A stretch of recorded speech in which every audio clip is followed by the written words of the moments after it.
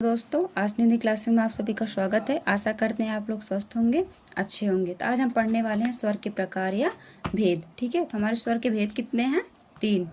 हास्य स्वर, दीर्घ स्वर, प्लुत स्वर। हास्य स्वर, दीर्घ स्वर, प्लुत स्वर। हमारे स्वर के कितने भेद हैं? 3।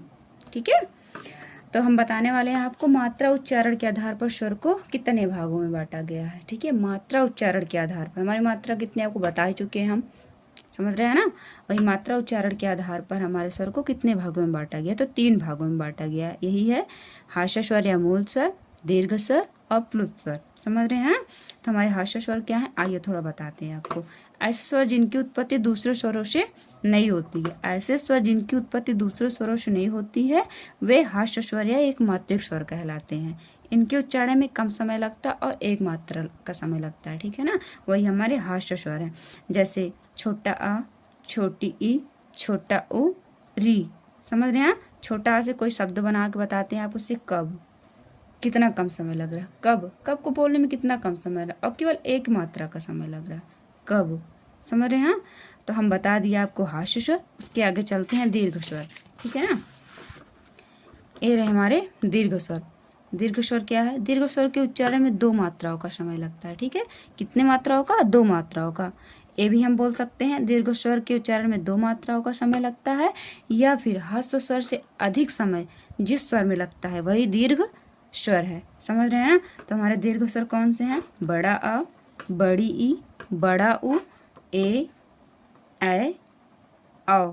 समझ रहे हैं, ये हमारे दीर्घ स्वर हैं। आधना, बड़ा आ, ई धनी, बड़ी ई, उ धनु, बड़ा उ, आ धनी, ए, आ धनु, ए, आ धनो, औ। देखिए इसमें 2 मात्राओं का समय लग रहा है।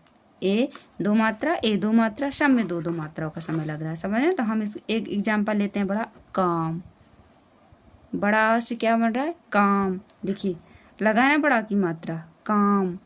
2 मात्राओं का समय लग रहा है ना। हाँ, ठीक है ना, 2 मात्राओं का समय लग रहा है इसमें। तो ये हमारे क्या हो गए?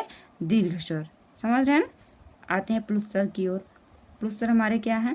जिन स्वर को बोलने में सबसे अधिक समय लगता है, यानी हास्य स्वर दीर्घ स्वर के मुताबिक जिस स्वर में सबसे अधिक समय लगता है वही हमारा प्लुत स्वर है। ठीक है, इन स्वरों का प्रयोग वैदिक साहित्य और मंत्रों में प्रयोग किया जाता है। समझ रहे हैं, वैदिक साहित्य मंत्रों में प्रयोग किया जाता है वही प्लुत स्वर है। क्योंकि हम लोग अपने मतलब आम भाषा में प्लुत स्वर का प्रयोग नहीं करते हैं। समझ रहे हैं ना।